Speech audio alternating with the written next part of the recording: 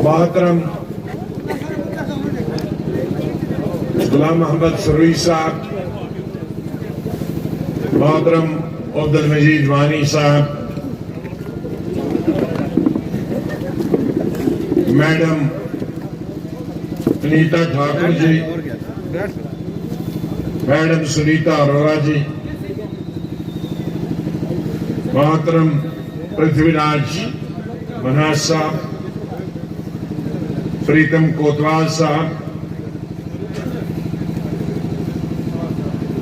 साबका चेयरमैन गुलाम जावेद आजाद साहब, हमारी डिस्ट्रिक्ट प्रेसिडेंट आसिफ साहब, हमारे ब्लॉक प्रेसिडेंट नौजवान आरिफ नजार साहब, मैडम निगत जी, उसको बुलाना था मैं, लेकिन पता नहीं कहां उड़ गई। वो मेहनत बहुत करती है,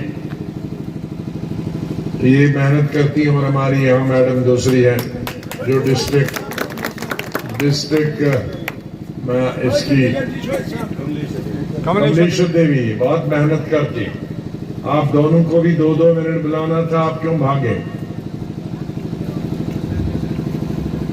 शौकत अली साहब, बालकृष्ण जी, इशाद अहमद साहब, कमलेश जी का मैंने नाम लिया, जफरुल्लाह खान साहब, रोशन लाल जी, जावेद काजी साहब सरपंच, हमारे होशियार सिंह जी बहुत अच्छा भाषण किया, आर्मी से आए हैं। बहुत धर्म सिंह जी, होशियार सिंह जी तो हमारे पुराने साथी हैं, 77 मॉडल है। कहाँ गए होशियार सिंह? इधर अभी आज यंग लगता है, बेटा आपसे बड़ा हो गया। जावेद काजी साहब सरपंच, मोहम्मद शफी साहब गनाई काउंसलर, वो भी दिखाई नहीं दे रहे हैं।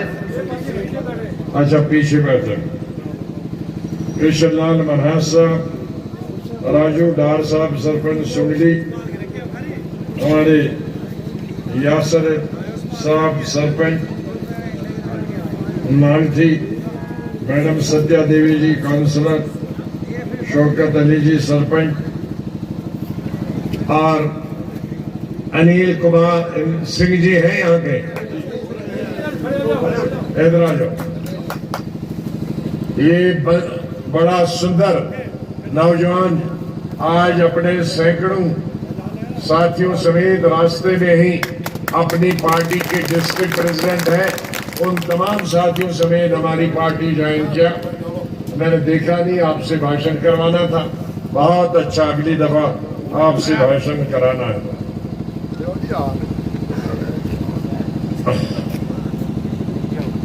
हमारे चौधरी नूर हुसैन साहब, अब्दुल हफीज मुगल साहब, शौकत अली वानी साहब, मोहम्मद शफी ठाकुर साहब, अनिल कुमार जी, इनका नाम लिया, मुश्ताक अहमद भट्ट साहब, पवन कुमार गुप्ता जी, मारूफ साहब म्यूनसिपल वार्ड के मेंबर, मास्टर मसरत दास जी, वसीम गनाई साहब, हमारे मीडिया सब की, जाफर हुसैन साहब, एससी के लीडर हमारे गिरधम सिंह जी, मोहम्मद अशरफ साहब, राजू सरपंच सबसे एक्टिव है। माफ करना, आपका बड़ी देर के बाद नाम लिया, बहुत एक्टिव है। और ऐश अली साहब, अच्छा चौधरी साहब ने अच्छा गाना गाया। मेरे भद्रवाह के बुजुर्ग और साथियों, बहुत देर हो गई है, आपने भी खाना नहीं खाया है, हमने नहीं खाया। हम तो इंतजार कर सकते हैं, वानी साहब इंतजार नहीं कर सकते। और वानी साहब एक घंटा में अगर खाना नहीं खाएगा तो ये सबको खा जाएगा, तो भी पेट में नजर कोई भी नहीं आएगा कि कहाँ गया। इसलिए अपनी जान अगर बचानी है तो उनको फौरी तौर पर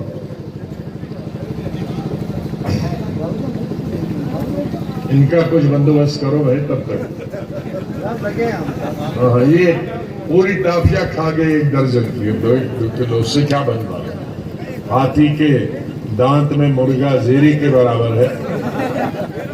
तो इनसे मैं माफी चाहता हूं। आप में से जो मुसलमान भाई हैं उनको तो आप पूरा 1 महीने की आदत पड़ गई है रोजे की, लेकिन हिंदू भाइयों से मैं माफी चाहता हूं कि उनके भी आजकल चल रहे हैं, आपके उपवास चल रहे हैं, नवरात्रे चल रहे हैं, इसलिए कोई फिक्र नहीं। आपके नवरात्रे चल रहे हैं, उनकी रमजान की आदत अभी 10, 15, 20 दिन 1 महीना रहेगी, तो इसलिए कोई फिक्र नहीं। सब मेरे साथियों ने, मैं हमारी जो बहनें हैं इनको बहुत बहुत बधाई देता हूं। एक जनरल सेक्रेटरी है, एक सेक्रेटरी है, नीता जी और सुनीता जी। हमारे कुछ साथियों ने, इन्होंने 2 दिन के लिए बुलाया था कि गांव में हमारे साथ आओ। 2 दिन क्या गया, ये 15 दिन यहीं बैठे, लेकिन अंदर कमरे में नहीं बैठे।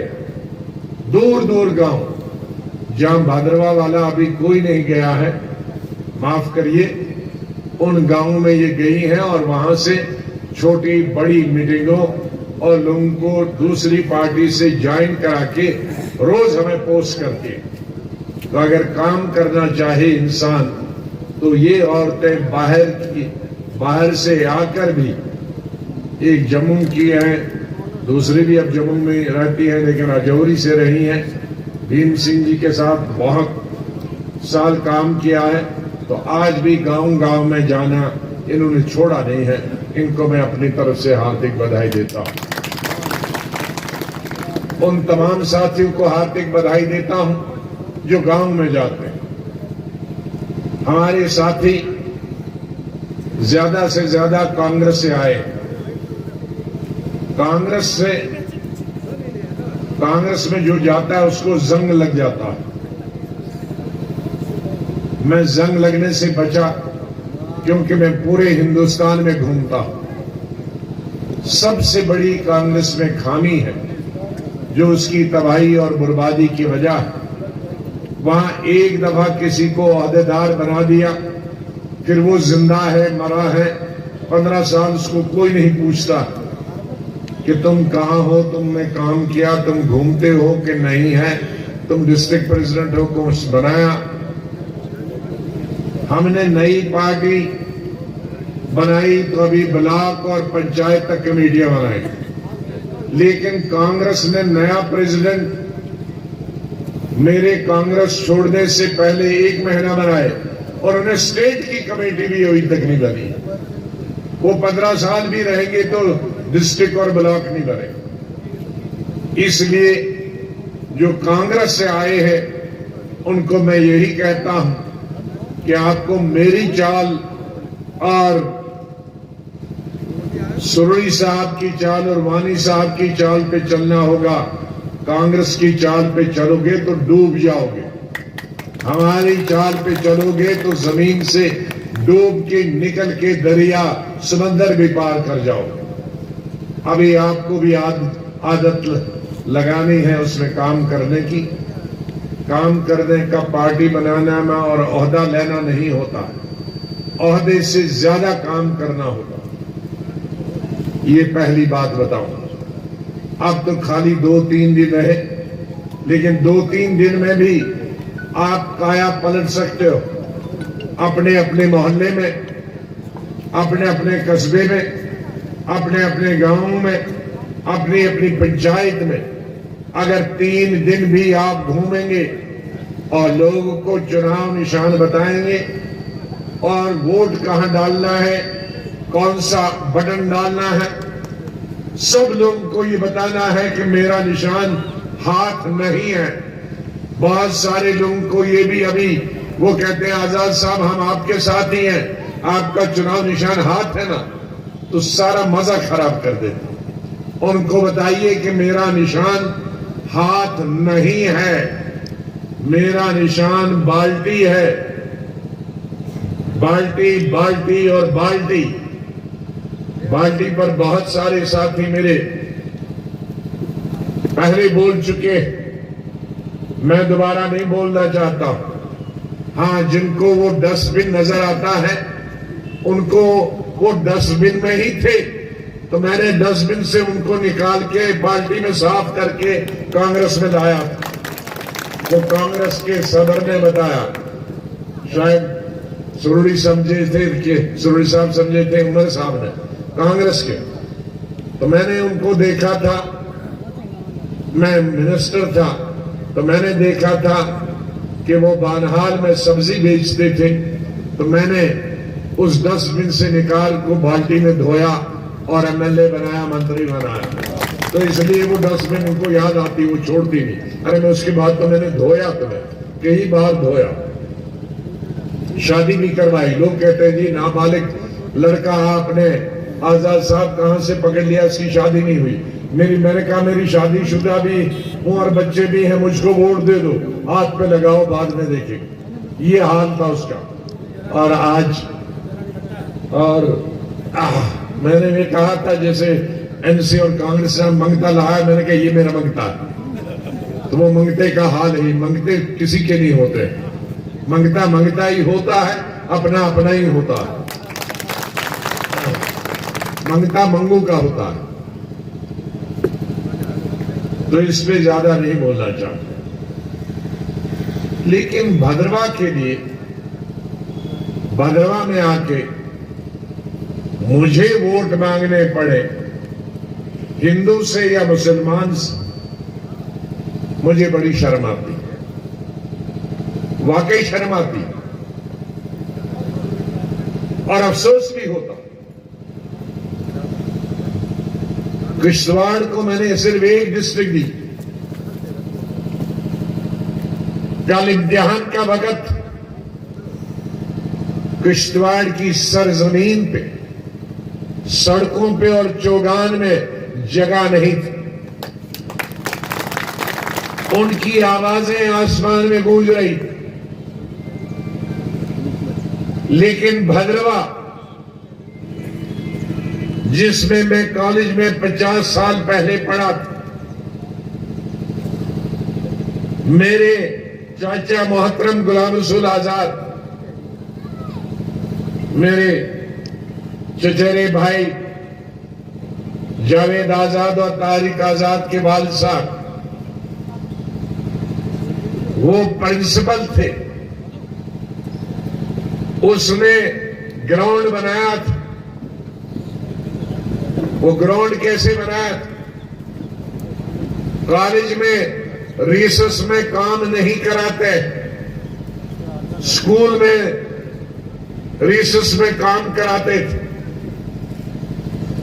भले से हाई स्कूल का डंगा वहां के है, प्रिंसिपल हमारे हरिलाल हतेशी थे भद्रवा, जिनको बाद में मैंने एमएलए बनाया।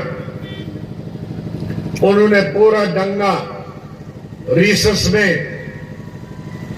स्टूडेंट के लीडरों से स्टूडेंट से बनवाया। और मेरे चाचा गुलाम रसूल आजाद ने खुद भी प्रोफेसरों से भी टोकरियों में मिट्टी उठाकर बच्चों से भी ग्राउंड बनाया। और इतना सा थोड़ा रहा था, वो 50 साल किसी ने साफ नहीं किया था।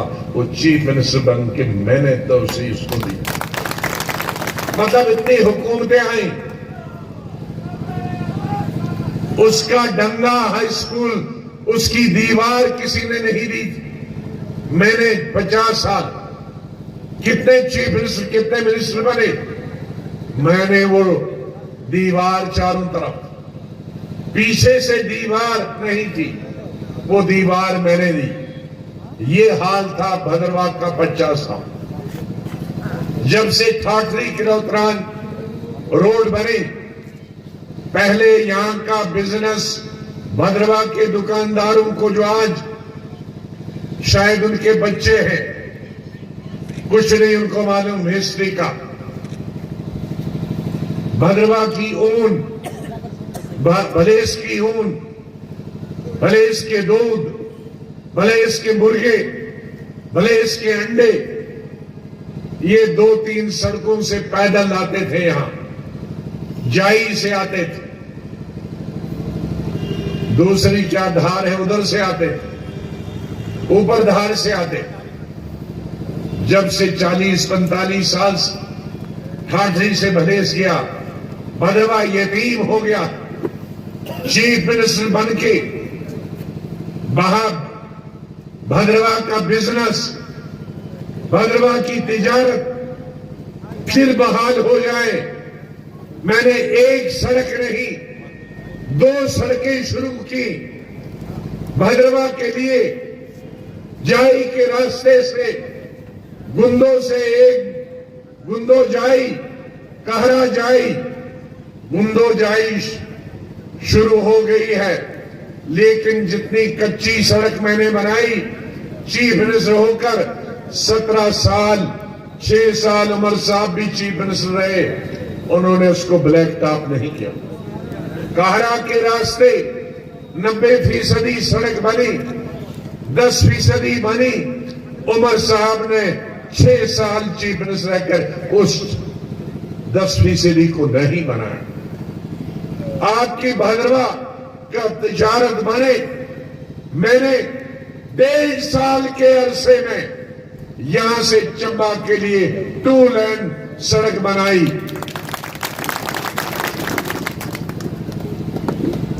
चिनाब वैली में स्कूल नहीं बनता था, बहुत बख्शी साहब ने बनाया था कॉलेज। बख्शी साहब के जमाने के बाद मैंने यूनिवर्सिटी भद्रवाह को बनाई।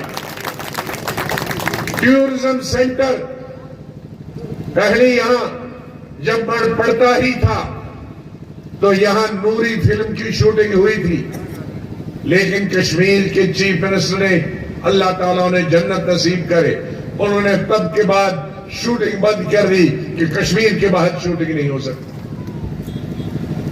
मैंने उसी जिद में यहां फिर कश्मीर को हिंदुस्तान के नक्शे पे टूरिज्म बना के लाया। कौन सी जगह है जो हिंदुस्तान के टूरिज्म के नक्शे पे नहीं? आप दरिया के किनारे देखिए, गाठा में 15 साल पहले मैंने क्या बनाया था, आज उसकी क्या हालत है। मैंने 200 हट बनाए जिसमें 10-10 हजार टूरिस्ट आ सकते हैं, लेकिन मेरे जाने के बाद 6 साल भी उमर साहब उनको देखने नहीं आए, दरवाजा बंद किया। 10 साल भी बीजेपी ने उसको देखा नहीं, सड़ गई।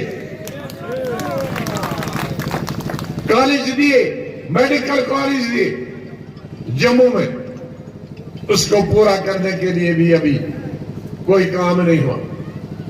सड़कें बनाई, स्कूल बनाए, अस्पताल बनाए। यहां का जब अस्पताल मैंने भद्रवाह का बनाया 100-200 का, एक दिन में सुबह 6 बजे उसे देखने आया, क्योंकि मेरी ट्रिपल शिफ्ट चलती थी, और उतरा उसको देखने के लिए। भद्रवाह के लोग सोए हुए थे, नींद में उन्होंने देखा हेलीकॉप्टर की आवाज, वो समझे कि पता नहीं क्या हुआ। मैं नाइट सूट में ही आया था, जब तक वो वहां पहुंचे तब तक मैं निकल चुका था।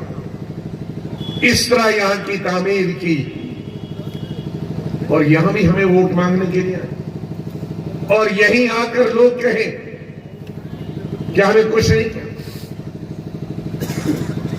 155 ज़लज़ले यहां हुए, पता नहीं क्या साल था ये, 2009 था, 10 था,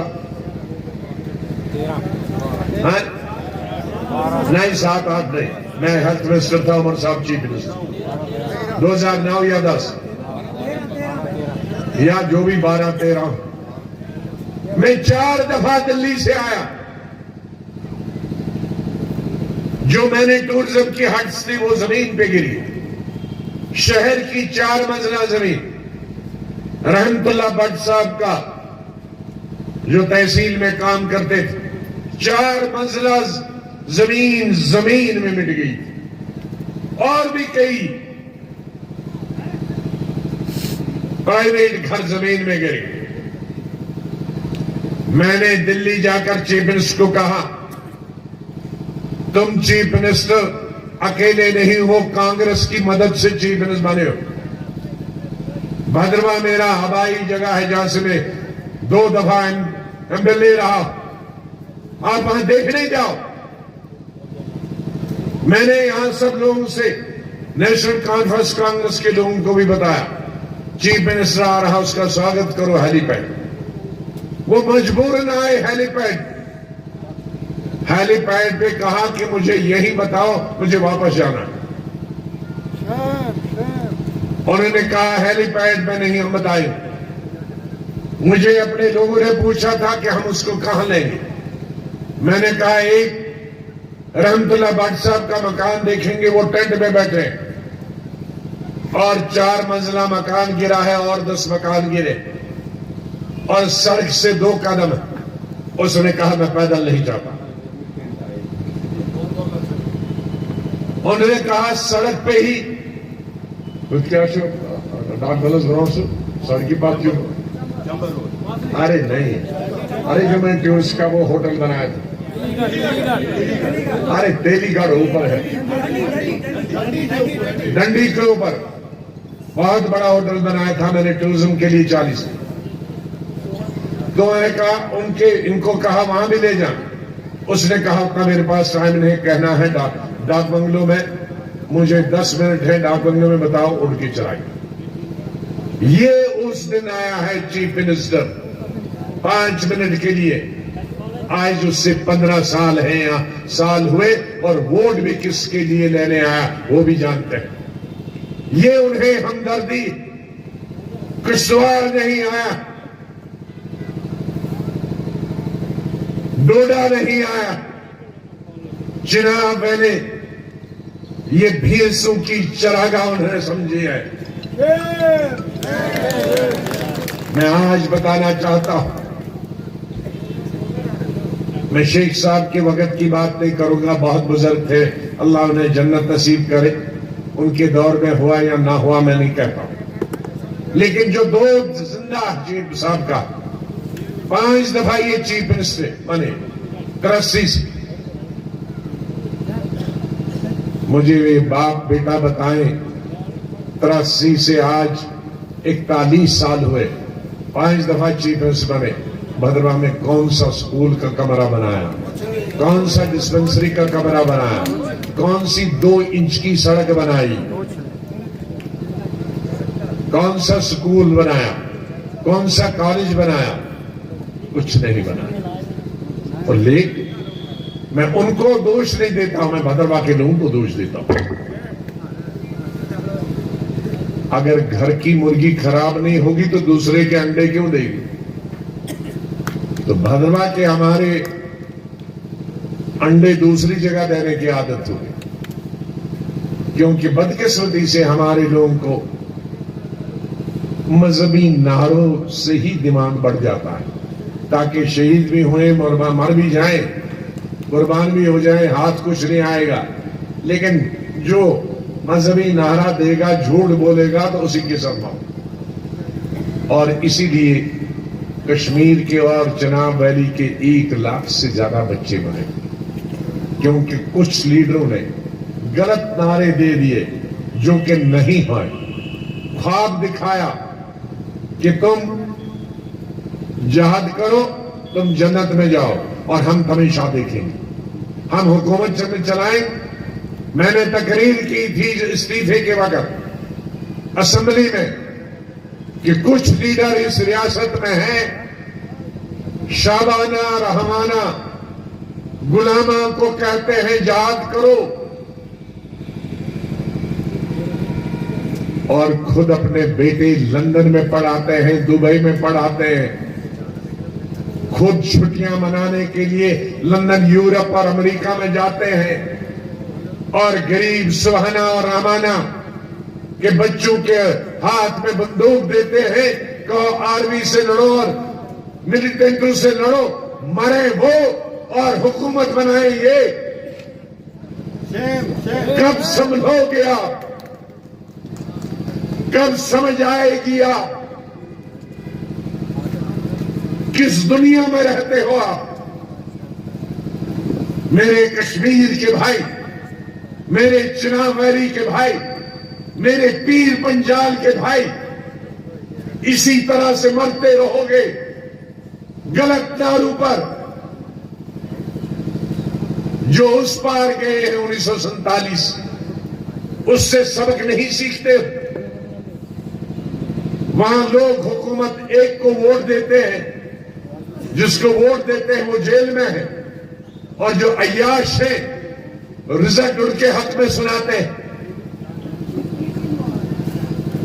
ये नहीं कि बरादरी के लोग कुछ यहां हैं कुछ वहां, जो जमहूरियत को पलपने नहीं देते, जो किसी ईमानदार को कुर्सी पे आने नहीं देते, और मजहब का सहारा लेकर हमारी स्टेट की तबाही और बर्बादी का आलम बनते हैं। वहां भी रोटी नहीं, चीनी नहीं। मुझे तरस आता है वहां के लोग पर, क्योंकि वहां के हुक्मरान भी हमारे यहां जैसे के हुक्मरान 1947 में तो गए, लेकिन उनको हुक्मरान नहीं मिले। हुक्मरान अय्याश मिले, हुक्मरान फौजी मिले, जिन्होंने मजहब का भी ना इस्तेहसाल किया और लोगों को भी कुर्बान किया। वो भी भले भोले लोग बेचारे मजहब की आड़ में शिकार हुए गलत नारों का।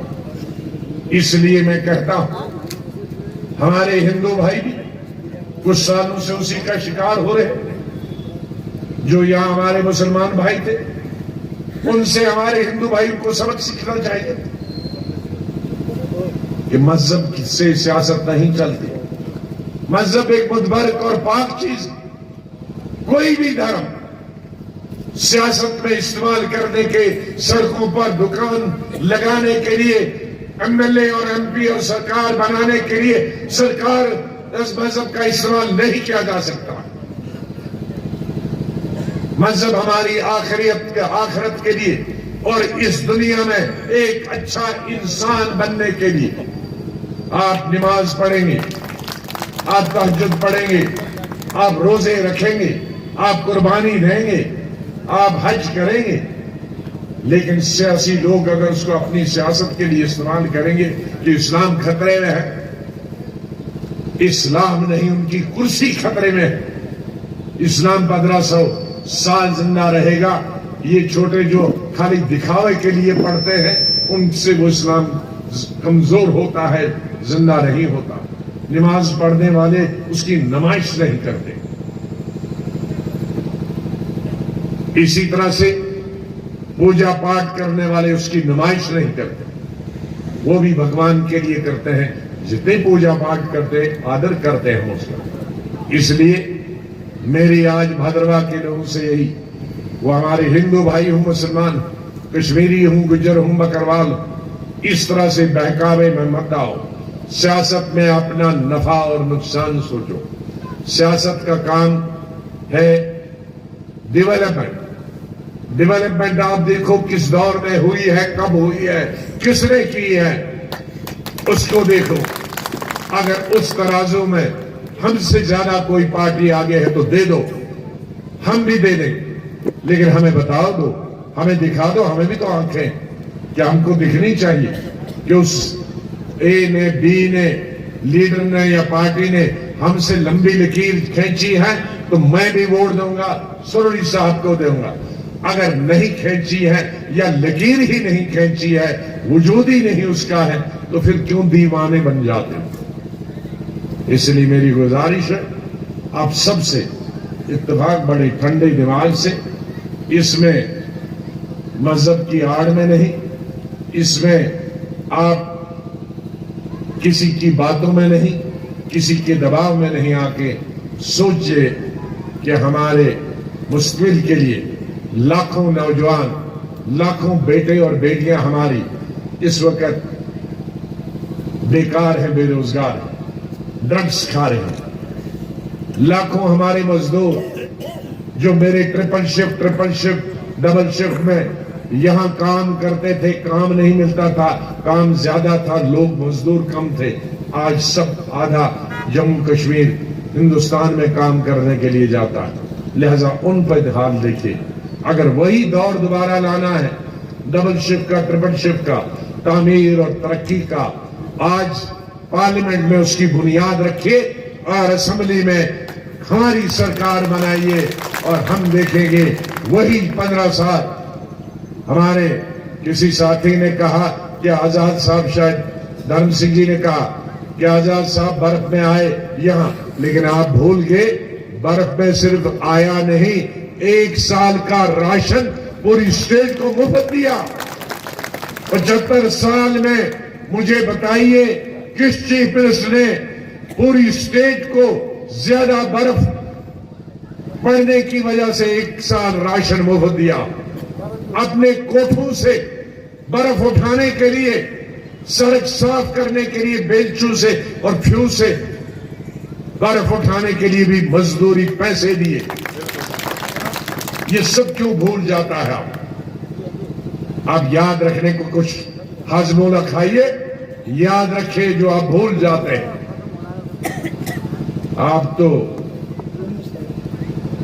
आपको तो 1 दिन का अनाज ये नहीं देने वाले। मैंने तो 50 दिया था, ये तो 9 किलो पे पहुंचाए, 5 किलो पे पहुंचाए। 50 किलो भूल गया, मुफ्त वाला भूल गया। जमीनें जो ले ली थी, 1 करोड़ लोगों की जमीनें आती है रोशनी में। कौन सा घर है, कौन सा हिंदू या मुसलमान या गुजर या खालसा सरकार में उसका दुकान नहीं है, घर नहीं है, जमीन नहीं है? कौन सा घाय चराई जो सरकार की है उसमें जमीन या मकान या दुकान नहीं? कौन सी जंगलात की जमीन है आपका दुकान या घर? इसीलिए मैंने कानून बनाया था, ये गरीब स्टेट है, गरीब खरीद नहीं सकते। लिहाजा 20 साल से जिसका कब्जा है सरकारी जमीन का, चाहे वो जंगलात है, चाहे वो खालसा सरकार है, चाहे घाई चराई है, कोई भी, वो उसके नाम हो जाएगी। लेकिन इस सरकार ने वो भी, मेरा वादा है अगर लोकसभा असेंबली में मैं जीता, हुकूमत बना, तो मैं दोबारा वो कानून लाऊंगा। लेकिन अगर आप इसी तरह से भूले बैठे जाओ और का मुंह खोला जाओ तो खुद जमीन आ जाएगी, मुंह नहीं खोलना पड़ेगा। उसमें टांगों को भी और जबान को भी हरकत देना होगा। टांगों से घर घर जाना होगा और जबान से बोलना होगा, है? तो तब जाके फल मिलेगा। अल्लाह भी उसी को बरकत देता है जो खुद हिम्मत करता है। आप सो जाओ, खाली नमाजें पढ़ो, हिम्मत नहीं करो, हल भी नहीं जोतोगे तो भी नहीं मिलेगा। नमाज के साथ हरकत बरकत भी होगी। हमारे हिंदू भाई भी पूजा पाठ 24 घंटे करेंगे, खेत में नहीं जाएंगे तो अल्लाह भगवान इतना नहीं है कि भाई ये तो कहेगा ये तो किसी काम का नहीं, हाथ पांव नहीं है उसके, तो इसको क्या बरकत देनी। इसलिए ऊपर वाला भी हर चीज दुआएं तभी कबूल करेगा जब हम थोड़ी सी हरकत भी करेंगे। हरकत में बरकत है, लोगों तक भी पहुंचे और वहां अपनी जबान का भी इस्तेमाल करें। बहुत बहुत शुक्रिया।